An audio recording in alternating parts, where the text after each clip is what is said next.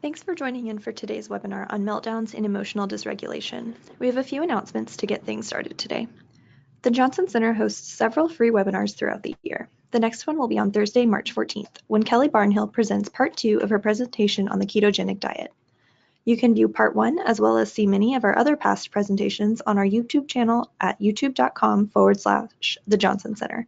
And you can see the list of future free webinars by going to www.johnson-center.org, then clicking on the webinars link on the right-hand side. You can also join our email list there and stay up to date on all events and opportunities by clicking on the Join Our Email List link on the homepage. We also post news to our Facebook, Instagram, and Twitter accounts, and these are great sites to stay up to date on news like scholarships, research news and opportunities, events, and more. We currently have some terrific family support programs, including grants and sliding fee scales for diagnostic services, counseling support, sibling camps, and more. If you'd like more information, please contact us at info@johnson-center.org. And be sure to follow our colleagues at the Autism Research Institute, as they host several great webinars and share some great resources on their website and social media pages. If you would like a certificate of attendance after today's webinar, look for a follow-up email in your mailbox 1 hour after the webinar concludes, or look for the link on our YouTube channel in the webinar description. It will contain instructions on how to get your certificate. If you have questions during the live webinar, please type them into your GoToWebinar control panel or email info@johnson-center.org. If you are watching a recording of this webinar, you may email questions to the presenter at info@johnson-center.org. Today's webinar is presented by Amanda Tami. Amanda has a master's degree in counseling psychology and completed a recertification program in applied behavior analysis. In addition to being a board-certified behavior analyst, Amanda is also a licensed professional counselor. She has extensive experience working with both children and adults, including those who have autism spectrum and other pervasive developmental disorders, ADD, ADHD, anxiety issues, and trauma, both as a BCBA and as a counselor. She has additional specialized training as a counselor in EMDR therapy and its applications to children. Amanda heads up the Johnson Center's Behavioral Services and Counseling programs and is a sought-after presenter. Please welcome Amanda.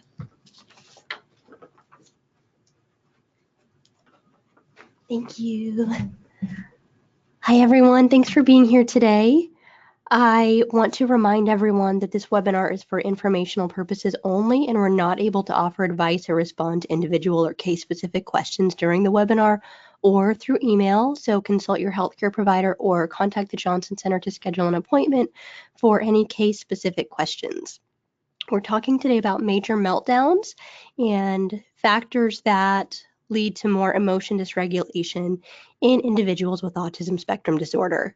You may have a child or another loved one, or maybe you yourself have autism, excuse me, and you may have had the experience that the person who you know with autism has a more difficult time managing big emotions or handling difficult situations than you might expect for someone of their age who would not have autism.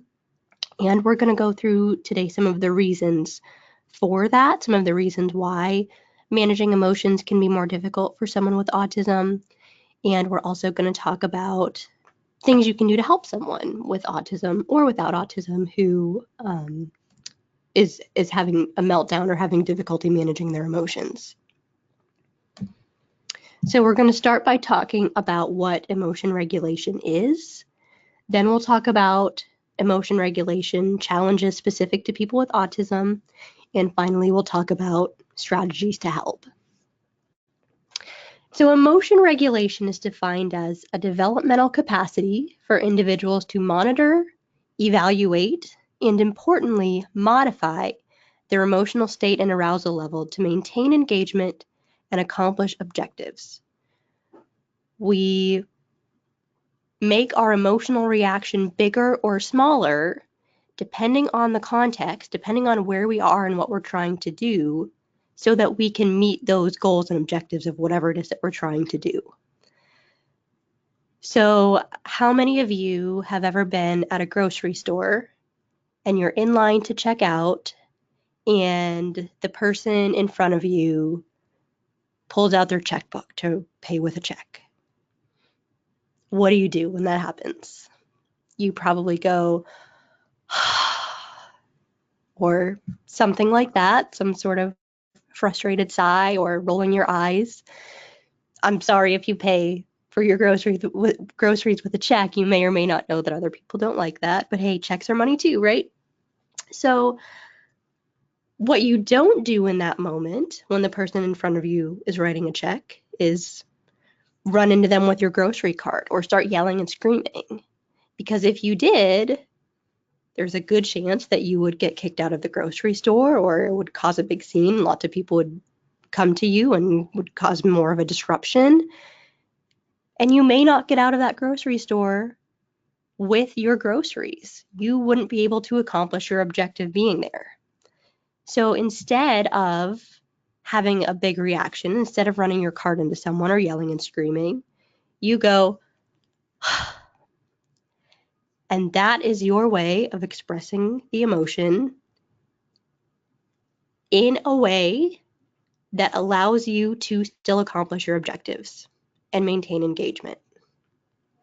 We monitor, evaluate, and modify our emotional state. And the ability to do that is called emotion regulation. Now, regulation is not the same thing as calm. When you're in that line at the grocery store, you can go to stay regulated, to be able to get out of there with your groceries, but that doesn't mean you're calm.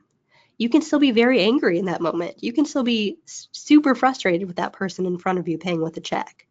You don't have to be calm in order to be regulated. Regulated is the ability to stay present and be able to monitor and modify, being aware of what's happening and change it if needed. Is what I'm doing socially appropriate? If not, then I need to change it. But socially inappropriate doesn't always mean dysregulated. Dysregulated also doesn't have to mean hiding your emotions, or it doesn't have to mean that you're showing less than you're actually feeling. In some cases, being activated and energetic is what's actually expected in a social situation. So if you're kind of down and not able to, you are not really energetic when everyone around you is, maybe you're also dysregulated in that moment. You're not able to feel the excitement or the energy that the other people are. And so that can also be dysregulation. Regulation is not specific to anger or sadness or big negative emotions. It can also refer to the inability to, or the ability, I should say, to manage happy emotions and feel happy or excitement or feel angry at the time that you're supposed to feel angry. So meltdowns are extreme versions of dysregulation. If we think about a 1 to 10 scale, where 1 is neutral and 10 is crisis point, 10 is a meltdown, our ability to regulate is on this sort of scale. Once we get up into the 8, 9, 10 range, the ability to regulate decreases significantly. We're much better able to regulate ourselves before we get to that red area on this scale on the slide. So if we're feeling something at a level 6, we may need to regulate ourselves down to a 3 or a 4. And often as adults, we have learned coping skills and strategies that allow us to do that. But who here hasn't been in a situation where you got all the way to a 9 or a 10 over something very small? You're sitting in traffic or someone cuts you off and you get really, really angry about it. In that moment, you're not able to regulate. You are really angry. And there are lots of factors that lead all of us to be less able to prevent ourselves from getting to a 10, and even more for someone who has autism. So that's what we're going to talk about in a few minutes. But this can happen to anyone.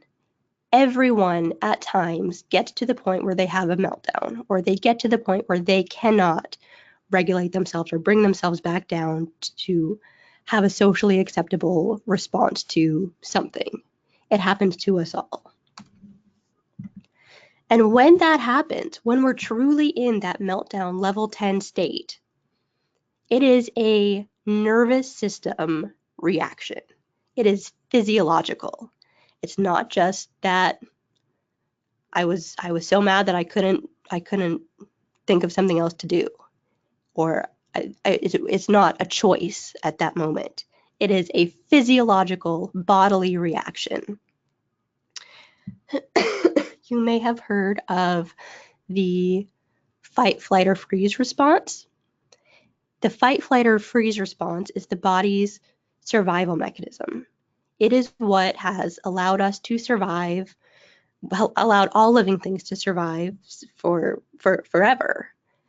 When there is a threat present, the body physiologically prepares us to fight it, run away, or go into its freeze response. And the freeze response, I'm not going to spend a lot of time on, but the freeze response is kind of the body's last resort. It is a helpless response. And it's not something like being frozen in fear where you all of a sudden are really tense and can't move. It's actually the opposite.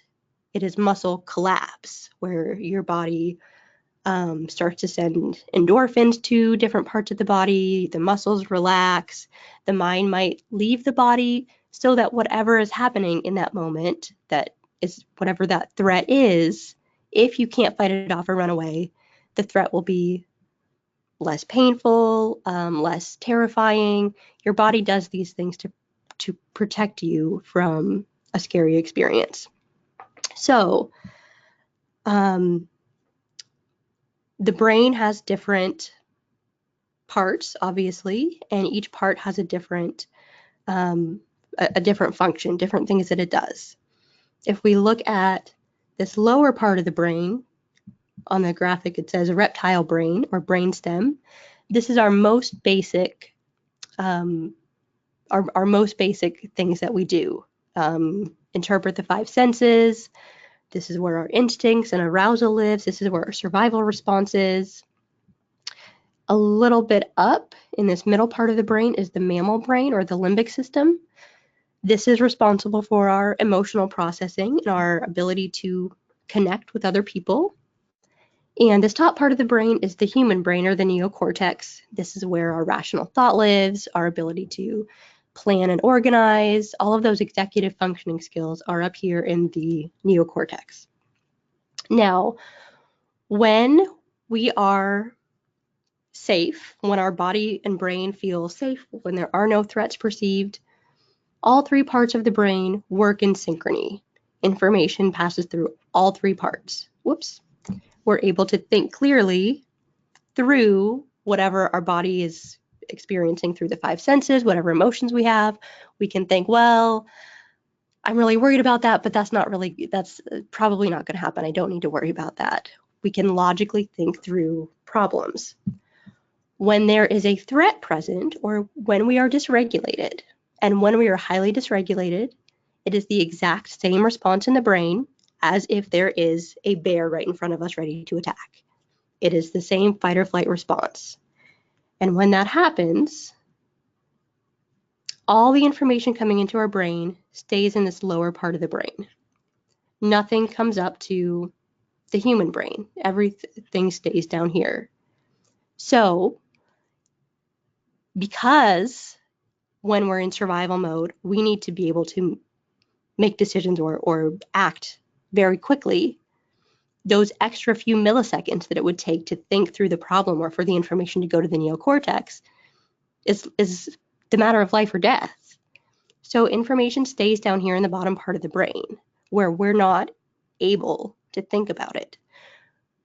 We are physiologically not able to think through things when we're in that state, because that information is not going to the thinking part of the brain.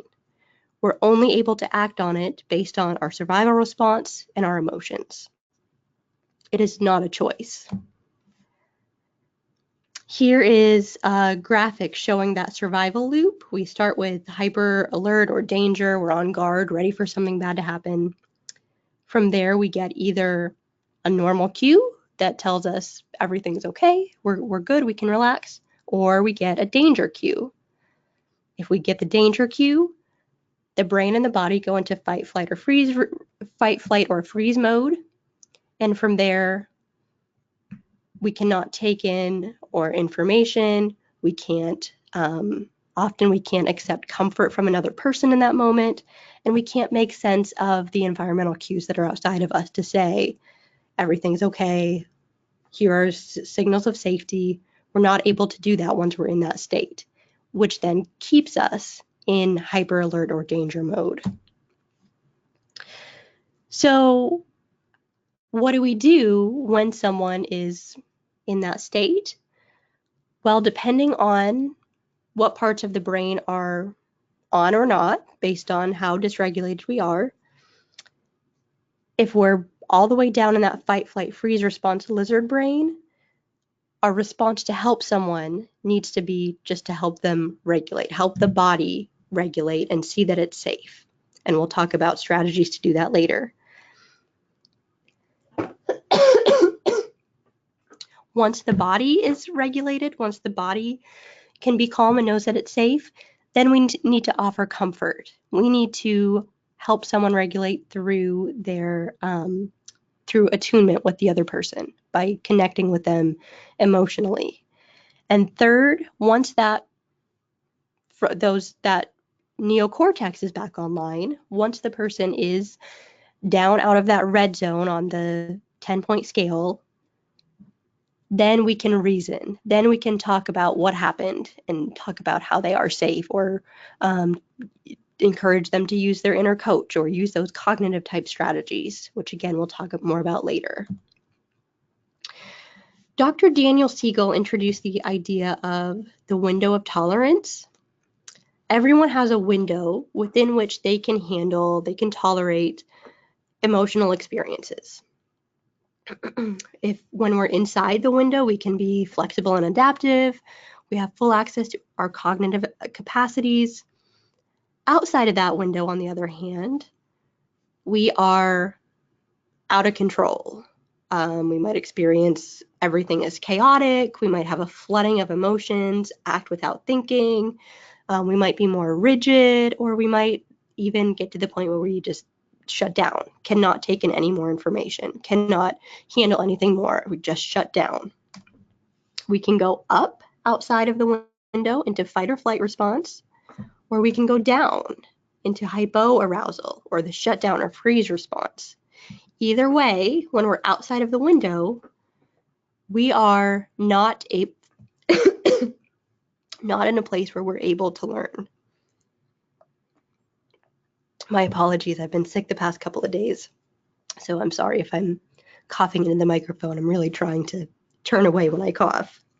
So the window of tolerance is a great way to think about someone's capacity to handle what you're trying to teach them, what you need them to do in this moment, and whether or not they're in a place where they are able to handle that.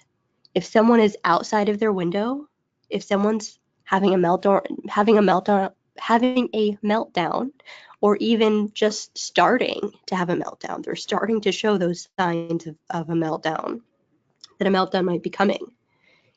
You need to stop whatever you're doing and get them back inside their window.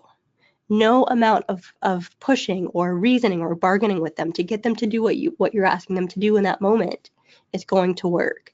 They need to be back inside the window before they're able to do what you're asking them to do. This is a kind of a more complex version of that explanation of the window of tolerance. Shows some other possible signs of hyperarousal or hypoarousal. I'm for the sake of time, I'm going to not go into detail on that. But you might also be familiar with Maslow's hierarchy of needs, which says that our very basic physical safety needs need to be met before we can be in a place where we can feel loved or we can connect with other people. And those types of needs need to be met before we can self-actualize or work on feeling good about ourselves. Those basic physiological needs need to be met first. And what I'm really talking about today is those safety needs. Yes, most likely the people who you love and the people who you're thinking about today related to what we're talking about in this webinar probably are safe. There is probably no threat to their survival in most of the time, unless you live in, somewhere where there is very high crime or a war zone, or you live with someone who's abusive, or the person you're thinking about lives with someone who's abusive. There's probably not an actual threat to their survival. But remember that the reptile and mammal parts of the brain do not distinguish real threat versus perceived threat. If they perceive a threat, even if there is not really something that could hurt them, it's going to respond as if there is. If you think about being really nervous about giving a presentation, is there any real threat to your survival, to your life when you're giving that presentation? Probably not. But if you're really nervous, if you are super anxious about giving that presentation, your brain and body are responding as if there is. It's the exact same response. It's that same survival mode mechanism. So we're really talking about safety needs here, even if there is no threat to safety. So learning can't happen if we're in a state where we feel unsafe, if we're in a state where there is any sort of perceived threat, even when there's not. So let's talk about emotion regulation specific to people with ASD and why there might be more challenges with emotion regulation. Well, remember the window of tolerance.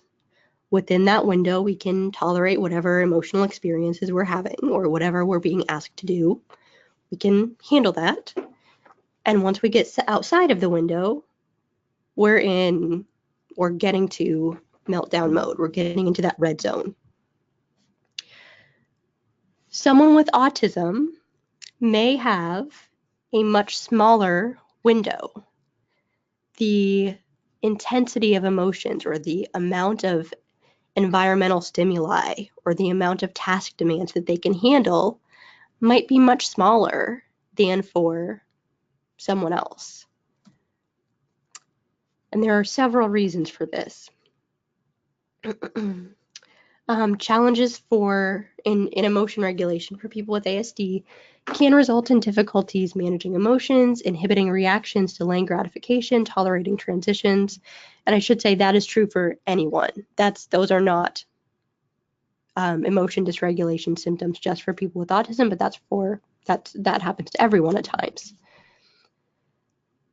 For someone with autism, there are studies that show that someone with autism may employ less effortful control during frustrating tasks, engage in more ineffective regulation strategies, such as physical and verbal venting, less goal direction, and less social orientation. Meaning, when someone is having to do a frustrating task, the strategies that they may choose or that they may go to, the strategies that they may know best to modify their emotional state might be less effective. They might not be the ones that work well given the context or the situation. Because they have fewer effective and less frequent use of strategies, they're more likely to react intensely without clear goal directedness. Again, this can be true for anyone. If you have very poor emotion regulation skills, it doesn't have to be someone with autism, but it can be for anyone. It's your reaction to a frustrating or emotional experience is going to be more intense and without regard for the goal. Is this going to get me to that goal or not? In emotion regulation strategies, the way we regulate is highly context dependent. The strategies that we use depend on the emotion we're experiencing, the goals we're trying to achieve, the source of the distress, where and when we are. Because people with autism tend to have challenges with cognitive flexibility and modulating behavior, going, oh, this isn't working, I need to try something else. It's more difficult to use a strategy that's appropriate for this specific context. If the strategies that we know are these ones, these are the ones that I like to use and these are my go-to strategies, but that's not going to work in this specific context, due to the cognitive inflexibility, it might be really hard for that person with autism to go, okay, these aren't going to work, I need to try these other strategies. Or they may not even know, they may not even have other strategies that they would use in place of the ones that they have that are not working in that moment. You might be familiar with Stephen Porges' Polyvagal Theory. The Polyvagal Theory states that when we're faced with a threat or danger, we first turn toward our social engagement system to reestablish safety. We look to trusted others. We look at how others are responding. We look for smiles, or we look at their body language to see, okay, nobody else is freaking out right now. Looks like it's okay. Or, oh, it looks like everyone is tense right now. I need to be on alert. And all these things we do subconsciously. We're not aware of how we're looking at other people or how we're taking in the cues from other people. If that doesn't bring us safety, if we're not getting safety by looking at other people or seeing that other people are safe or other people are smiling, or if the danger is severe and immediate, if it's the danger is right in front of us and we don't need to look at how other people are responding, we can see that there's a danger, we turn to our fight or flight response. This is mobilization. It's combating the threat or running away, fighting or fleeing. And if that doesn't bring our safety, then our mind and body move to collapse or shut down, which is the freeze response. And again, the freeze response is the body's last resort, and it is kind of a helpless state. People who experience social engagement as repeatedly unsuccessful at keeping them safe become hardwired to move straight into the fight, flight, or freeze response. So if you are just never getting that feedback that there is safety through other people, if you're not able to co-regulate, which is a word we'll talk about in just a second, then that source of safety becomes useless to you. So you start going immediately to fight or flight response anytime there's any sort of perceived threat. You just skip over that attempt to find safety through other people or through social engagement, and instead you might just become wired to go straight to the survival response whenever there is any perceived threat. So for someone with autism, we know that reading social cues can be difficult, can be misinterpreted, can be unobserved. So finding safety through social cues is a huge barrier. And that is a huge resource, a huge source of safety that may be missing for someone with autism who's not able to find safety through their connection with other people or through their relationships with other people. Co-regulation is interaction with a caregiver or any trusted person that produces a consistent state of physiological equilibrium in an infant or any person by meeting their needs. So when someone is in a state of co-regulation, that person can connect with and trust that another trusted person is looking out for them, is going to meet their needs, that this person, that me, as the person who is looking for safety, can trust my caregiver to meet my needs and not cause me harm. When, and again, this is a physiological state. When my needs are met consistently by this other person, my brain learns that I don't need to be afraid of not having my needs met by this person. I can regulate. I can get closer to calmness. And this feels good. This is where I want to be. So when we have someone in our lives who can help us regulate in this way, who when they are calm and they help us meet our needs, it prevents us, it helps us to regulate in a way that we no longer need to get to that point of meltdown as frequently as we would without another trusted person. And this is really important for child-parent relationships. It is incredibly important. And it absolutely is hard. It is absolutely difficult for any parent, and it can be even more so for a parent of a child with autism to maintain this type of co-regulation relationship with their child, because parent and caregiver relationships with their child are reinforced. They're reinforced social responses. Parents do something that a child likes, child laughs, child responds, child gives some sort of feedback to say, yes, I like that, keep doing it. Parents are less likely to try to engage socially if the child doesn't respond or doesn't respond favorably. If the parent tries to engage with the child and the child, yells at them, the parent doesn't want to respond. The parent doesn't want to keep trying to engage with the child in that way.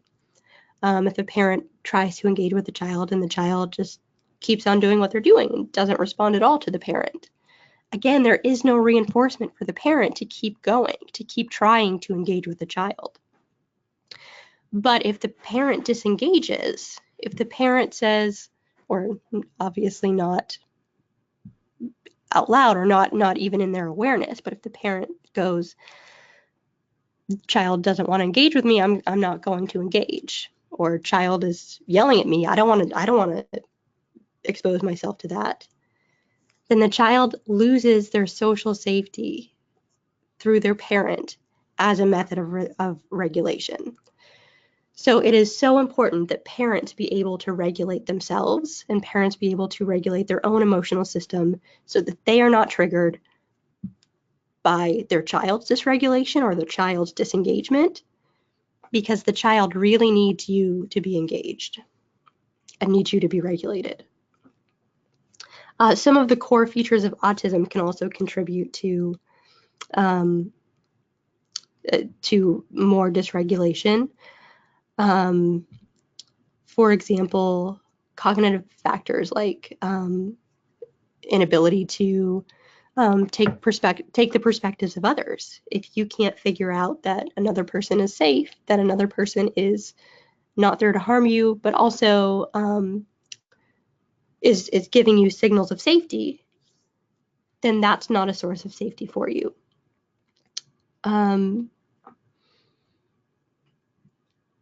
It is hypothesized, and there's a little bit of research out there to show that this is to support this idea, but it is hypothesized that people with autism tend to experience more intense baseline levels of negative affect or irritability, meaning when someone with autism feels angry, they start out at a higher level of anger than would someone else, or someone's baseline level of anxiety. Their baseline level of anxiety going into the day before anything has started is higher than for someone without autism. Processing and perception. If you have difficulty filtering out environmental stimuli, or if you have sensory sensitivities, those are all things that are constantly taxing the nervous system and creating a stressor that you're having to manage.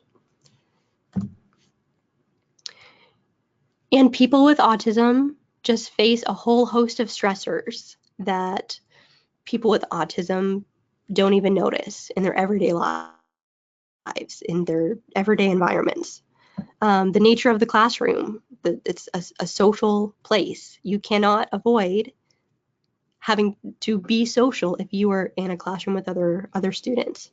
Sensory stimuli, if the light, the sound of the lights buzzing is something that's uncomfortable to you, that's something that you cannot escape. You are constantly in environments where lights are buzzing, or lights are really bright. There are sensory stimuli that you cannot escape, and you're always having to manage that. Communication challenges, social expectations, public performance, feeling like you have to be on all the time, or you have to be following these social rules or societal rules that you don't understand or you might not know. Unexpected changes is a big one for a lot of people with autism. Alexithymia is the inability to recognize one's own emotional state. And we're going to talk a little bit more about that in a few minutes. Slower processing time, chaotic environment, environmental demands, being perceived as different, and delayed cognitive abilities all are all just stressors that someone with autism might be facing that someone without autism would never even notice. But all of these little things are affecting the nervous system, and they might seem very, very small, but they add up to be a lot.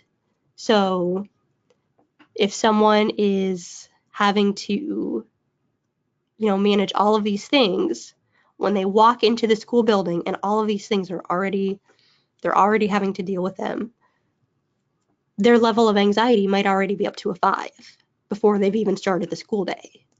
So it's much easier for that person whose baseline anxiety is already at a 5 to get all the way up to a 10 than it is for someone walking into school who doesn't notice these things and whose anxiety might be at a 1 or a 2.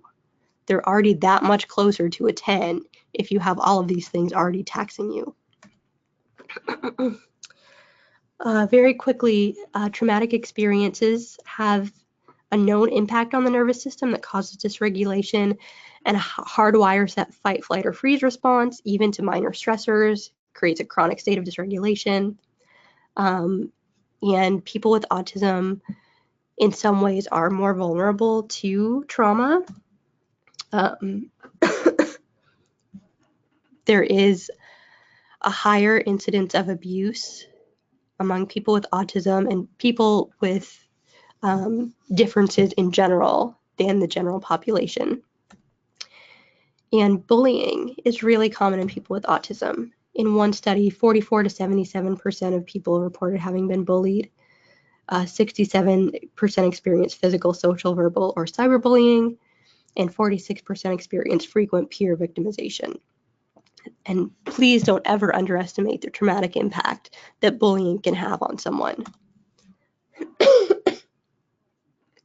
People with autism can also be more vulnerable to the effects of trauma. And when I say trauma, I don't mean a horrific car accident or having seen war or been in combat. Trauma can be very small things that can add up to a much bigger effect. So one of the protective factors against post-traumatic stress disorder, for example, is social support. And we know that people with autism tend to have less access to social support and fewer close friendships, fewer close relationships. resulting in greater isolation and rejection. So they are at risk for the effects of trauma because they're at greater risk of isolation, because they have challenges with forming close relationships. Language delays can make reporting more difficult, make it harder to get treatment. Trauma-focused therapies there are some trauma-focused therapies that have shown to be effective for people with autism, but there are not a lot of therapists who know how to work with someone with autism in psychotherapy. It's different. It's different than helping someone without autism. So you have to find the right therapist to help someone who might have experienced trauma and has autism. And finally, coping mechanisms such as repetitive behaviors and social avoidance as a means of escaping negative affect may worsen following a trauma, resulting in more severe ASD symptomology. So it may not be recognized as a trauma response or as PTSD. If it's manifesting as things like repetitive behaviors or social avoidance, that may just be attributed to, well, that person has autism, so that's why they're doing that. When really they do have autism, but this is a signal that something bigger has happened. And finally, the unusual fears, difficulty with sensory overstimulation, changes in routine, social demands, awareness of differences, the sensitivity to environmental stimuli are typical sources of stress for individuals with ASD. And at this time, we just don't know. There is not research to show whether or how these sources of stress might have a trauma effect on the brain. We just don't know yet. If you know someone with autism, you likely are familiar with self-stimulatory behavior or stemming. Stemming is repetitive behavior, usually involving some sort of body movements that are, for a long time, were seen as things that were barriers to a child's ability to learn, that we had to get rid of stemming or objects of stemming so that a child could participate in ABA therapy, or so that a child can be capable of learning, because these stems are taking their attention away from whatever they need to be learning. There is now more and more research coming out to show that stemming is a source of regulation, and that by taking away someone's ability to self-stimulate or stem, we are disinhibiting them from being able to regulate their emotional state, from being able to regulate their nervous system. So the stemming behaviors really, if this, according to lots of this research that's coming out, serves a very important purpose. It is there to help this person with autism regulate. And in fact, we all do some sort of self-stimulatory behavior or stemming. If you fidget with a pen, or you bounce your leg when you're sitting and waiting, if you rock back and forth in your chair if you're a little bit nervous, those are all forms of stimming. And we all do those things, and they are that body-based regulation type of strategy that is really important for when we're in fight or flight mode, when we are unable to think through a problem. We really need to be focusing on those body type strategies to help someone regulate, which we'll talk about in just a few minutes. And there's ongoing research looking at the relationship between alexithymia and the subjective and objective experiences of emotions. We don't know whether alexithymia is due to decreased physiological signals of emotion, or is the experience of those emotions different? We don't know. So there's more research needed in this area. But basically, alexithymia means that we don't notice, or I shouldn't say we don't notice, but we don't recognize emotional cues We don't recognize when we're having an emotion. So if we're down here and there is some distress,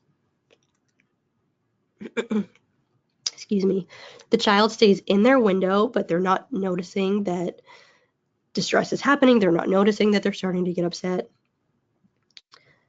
They get all the way up here before they notice anything. Once they're up here, they're already outside of their window. Now they're like, okay, now I feel angry. I'm really, really mad. But they're already beyond the point where they could use strategies to help themselves regulate. And so they get to the point all the way up here where they explode. If someone is aware of their emotional experiences, they might be able to intervene down here and say, I'm getting really mad. What do I need to do about this? How can I regulate? And that prevents them from getting all the way up here. So alexithymia is one of those things that more research is needed to really understand it, but we do know that it has an effect on the ability to regulate. And finally, I've already kind of mentioned this, but if someone with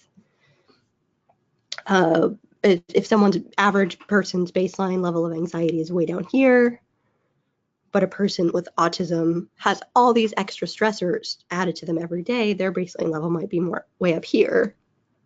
So it is much easier for that person with autism to get to that meltdown point because they're already starting closer to the meltdown point than the person whose baseline level of anxiety is lower.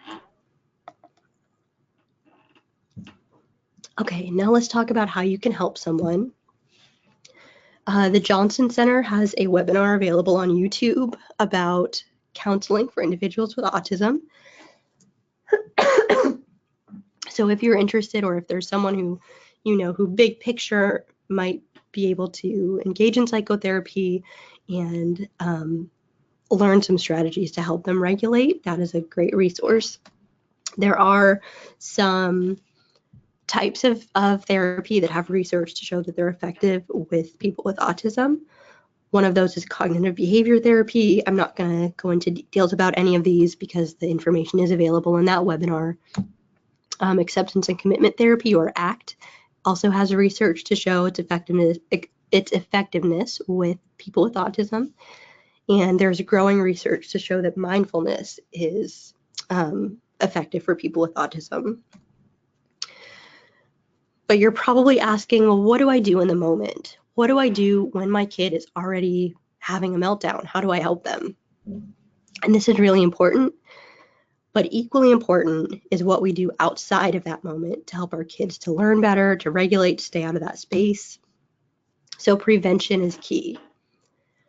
Think about your child's nutrition, hydration, their sleep, their movement and structure, and how much time are they having to move around versus having to sit at a desk during the day. Is their routine highly structured? Do they know what's coming next? Are they able to predict what's going to be coming up? Do they have time in their schedule to de-stress or have access to reinforcers or preferred activities or things they like to do? And again, remember that this is true for anyone.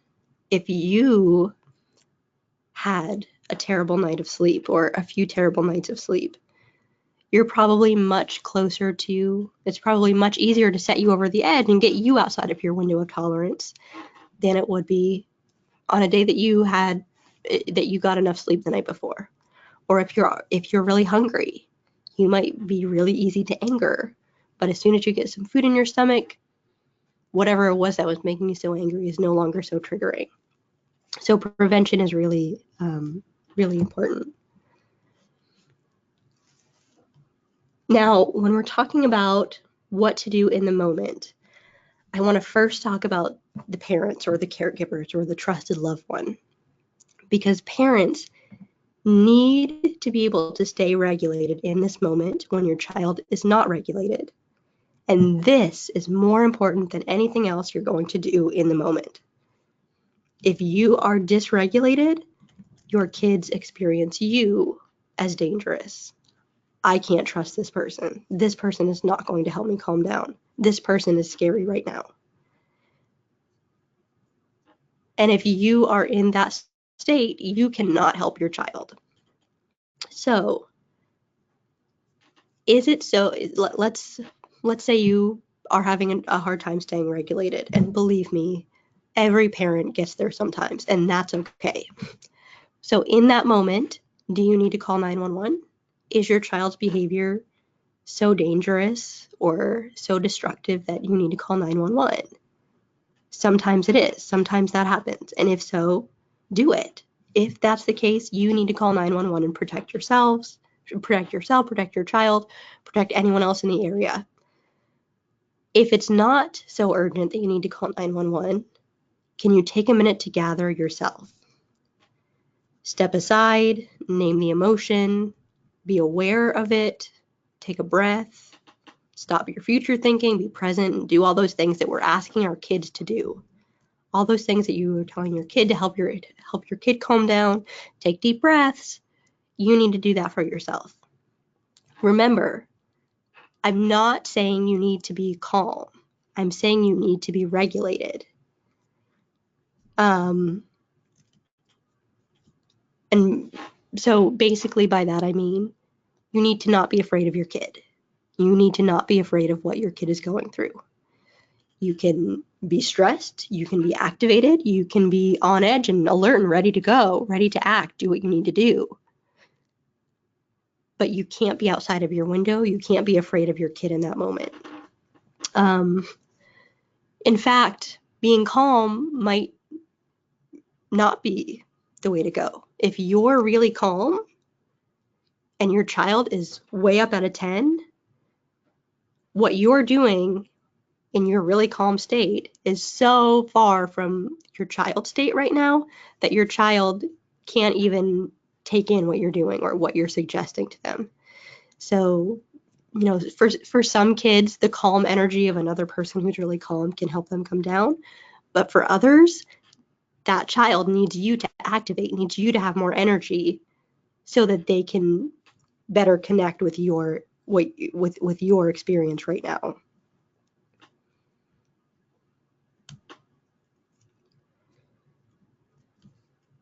Energy and your tone, your body language is so much more important than any strategy that you're going to use or any words that you tell your kids.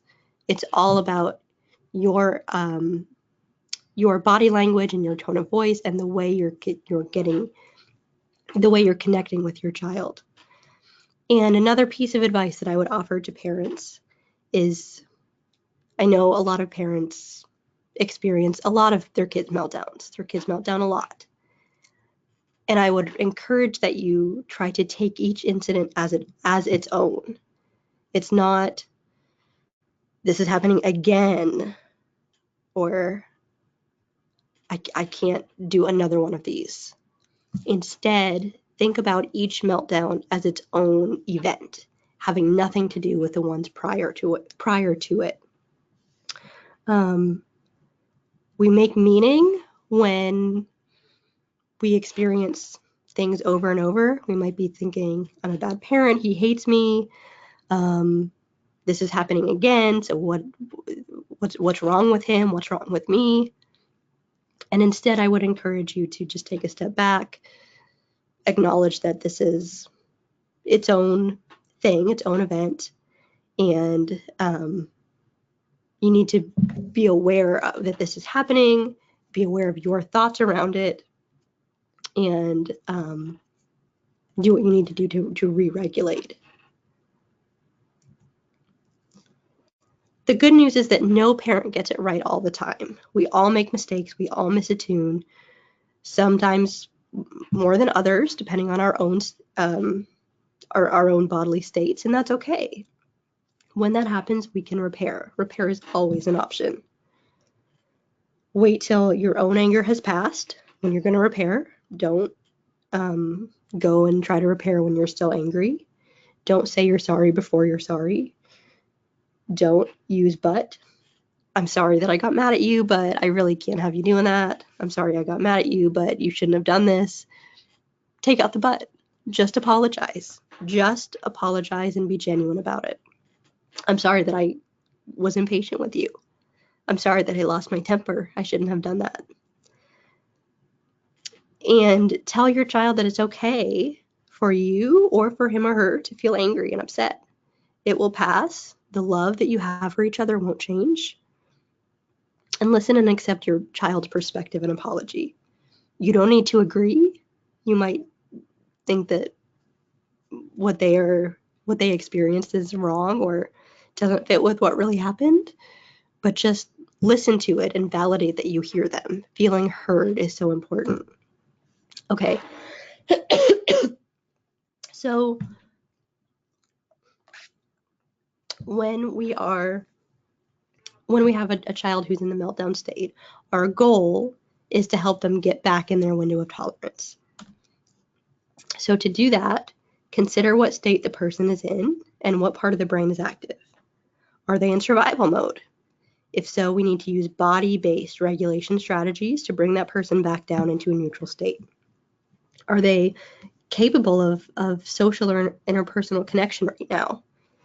If so, use connection to help the person de-escalate. Focus on their emotions. Are they capable of rational thought in the moment? If so, maybe you can encourage them through positive self-talk or problem solving. Let's say a child cussed and yelled at you as their parent. You might start cognitive and say, let's try that again. Try telling me that in a better way. If that doesn't work, that is just a signal that your kid is more dysregulated and needs either connection or somatic body-based regulation strategies. Let's take a break and jump on the trampoline for a few minutes. Or let's have a race. Instead of just telling them to go run for a little bit, find a way to make it fun or try to find a way to engage them in it without just telling them, I think you need to go run. Instead, say, let's have a race. Offer a drink through a straw. Let's take a minute to sit together on the couch if connection is what's needed in that moment. Stay close enough to know when they're ready for some sort of connection, but far enough away to be safe. If you know already that your kid is really dysregulated, skip the cognitive step and go straight to body-based strategies. Kids with autism may prefer more concrete ways of connecting or repairing, like offering a drink or something tactile or sensory, movement, anything body-based might be preferred because it is more concrete.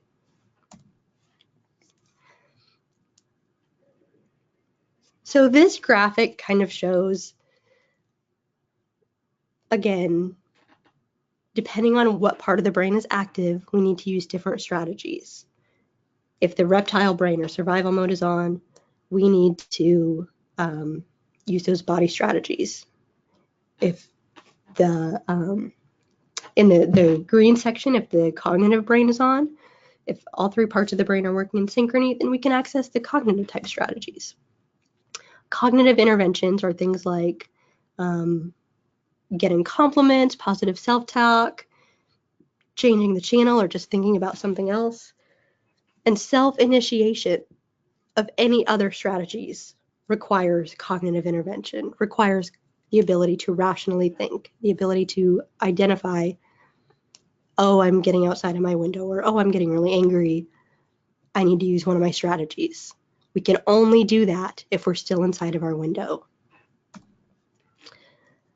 If the mammal brain is active and the person is capable of connection with another person, joining emotionally is so important.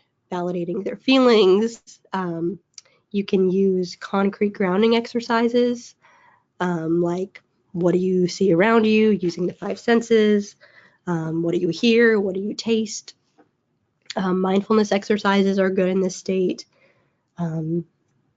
Deep breathing, coloring, looking for a favorite color. All these things help two different people connect, and then they can co-regulate. And when I say validation of feelings, When you validate someone's feelings, that is a great connection and a great way to identify what the other person is feeling. But if you can feel it yourself, if you can really genuinely say, I can feel how frustrating this is, that's even more powerful. And show it in your body too. When we're in survival mode, we need to use body-based interventions. We need to skip the attempt to use the inner coach or use positive self-talk. That's not going to work when someone is already in this state. So instead, in this state, we need to use the 5 senses, calming sense, music for some kids, pulling silly putty, weighted blankets, actions like running or jumping, or stimming, whatever that person's stimming behaviors are. This is a great time that they may need to be doing them. Rocking, humming. And what works is going to be different for each child.